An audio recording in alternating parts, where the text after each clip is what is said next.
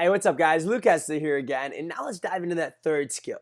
Now you've got your list, you've learned the invite structure, kind of how it works and things like that, and now you've got to learn the third skill, which is how to go out there and present. And there's two ways to learn how to present. Number one is that you observe successful presenters in your opportunity, right? You should observe successful presenters in your business.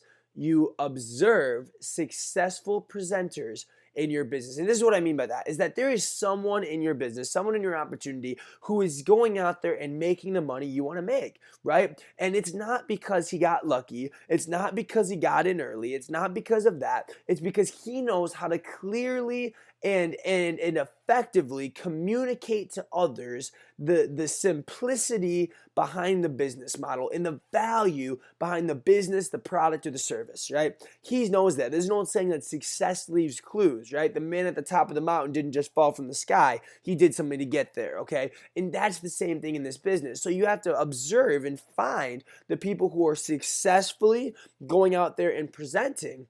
And then what you do after you observe them is you copy, you rip off and duplicate. And if you say what they say and do what they do, you're going to get what they get every single time. Okay, and that's the key behind this thing. You must observe, all right, and then copy or rip off and duplicate and take what they say that's good and use that, okay? But then put your own personality into it, okay? So you make it yours and you're not a robot. So that's number one way to get good at presenting is by observing. Number two, best way to get good at presenting is by presenting, all right? That's it. You get good at by presenting. It's like practice. Practice makes perfect, right? That's the same thing in this business, okay? It's the exact same thing. And presenting doesn't mean you have to be in front of people. I used to present in front of my computer, and I used to watch myself present, and it'd be like game film, right? I used to record myself presenting and put it on an MP3, put it on my iPhone, and listen to it while I went to class, because you'll figure out that you're always your own biggest critic. That's just how life is. That's how God made us, So you will find all the little nitpicking things that you got to work on in order to get to the next level. But the powerful thing you really got to understand is that all you're doing is you need to perfect one presentation. One presentation, right? Think of it this way. In class, you always had all these presentations, right? And you got graded on a scale from F to A, right? Here's the thing. Imagine you only had one presentation you ever had to do, and you decided to get an A+ on that one presentation, right? From kindergarten until, senior year of college, you had to work on it, right? And all you had to do is get good at that one presentation. If you did that, man, you got the job of your dreams, right?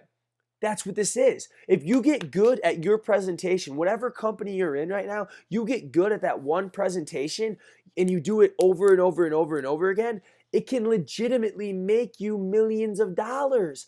I've seen people who have done it. I've met people who have done it. They're not just these crazy gifted people. They're just people that do the basics well and they do them often. Does that make sense? Okay, so all you got to do is A, observe people who are already finding the results that you want to have.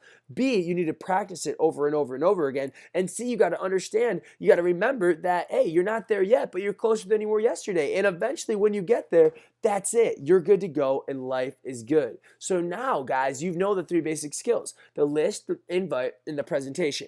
But here's the key, is that there's actually three phases to these skills. All right, number one is you must master the skills. Number two, you must teach others the skills. And number three, you must teach others to teach others. So if you want to hear exactly how to do that, guys, check out that next video, and I'll talk to you guys about it then.